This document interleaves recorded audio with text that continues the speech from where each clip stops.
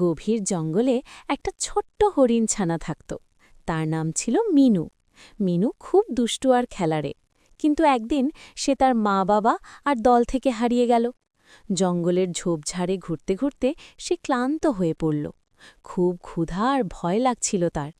হঠাৎ সে একটা ঝোপের ছায়ায় দেখল একটা বাঘিনী ঘুমাচ্ছে, আর তার পাশে একটা ছোট্ট বাঘির ছানা দুধ খাচ্ছে।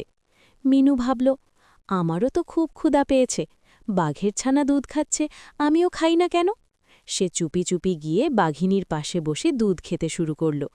বাঘের ছানা, যার নাম ছিল রাজু, অবাক হয়ে তাকাল। তুমি কে? জিজ্ঞেস করল রাজু। মিনু বলল, আমি হরিণ ছানা, মা হারিয়ে গেছে, আমার খুব ক্ষুধা। বাঘিনী জেগে উঠে দেখল, কিন্তু কিছু বলল না। সে দুজনকেই দুধ খাওয়ালো। রাজু আর মিনু খেলতে শুরু করল। তারা দৌড়াদৌড়ি করল, লুকোচুরি খেলল।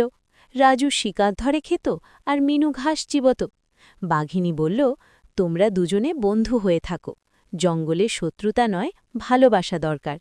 এভাবে তারা বন্ধু হয়ে রইল। মিনুর মা পরে এসে তাকে নিয়ে গেল, কিন্তু রাজুর সঙ্গে তার বন্ধুত্ব রয়ে গেল চিরকাল।